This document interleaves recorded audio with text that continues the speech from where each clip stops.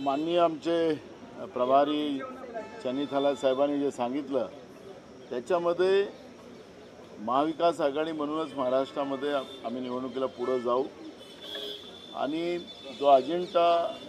जो आमचा पार्लमेंटचा होता तोच अजेंडा घेऊन आणि विशेष करून महाराष्ट्रामध्ये शेतकऱ्यांचे प्रश्न भयावह आहे। मोठ्या प्रमाणात महाराष्ट्रामध्ये शेतकऱ्यांच्या आत्महत्या चाललेल्या आहेत,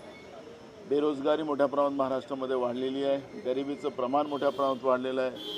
महागाईचं प्रमाण मोठ्या प्रमाणात वाढलेलं आहे आणि भ्रष्टाचार जसं कर्नाटकमध्ये 40% कमिशनवाली भ्रष्टाचाराची सरकार होती, महाराष्ट्रामध्ये त्याचं प्रमाण 70% कमिशन भ्रष्टाचारामध्ये अशा पद्धतीचं महाराष्ट्रातलं सरकारचं आज विषय आहे। आज आपण पाहतोय की विकासाच्या नावाने मोठ्या प्रमाणात भ्रष्टाचार करणारं सरकार महाराष्ट्रामध्ये आहे। जनतेचे पैसे लुटले जातात आहे, बँकेचे कर्ज घेऊन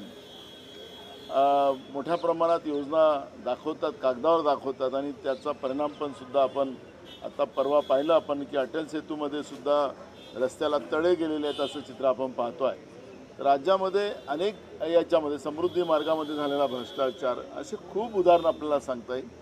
आणि महाराष्ट्रामध्ये जे ओबीसी मराठा वाद निर्माण करून आरक्षणाचे जे मुद्दे करून महाराष्ट्राला पेटवलं गेलं त्याला एकच पर्याय आहे, जातीनिहाय जनगणना, आर्थिक सामाजिक आणि शैक्षणिक जनगणना ही करायची भूमिका राहुल गांधीजींनी पूर्ण देशामध्ये मांडली।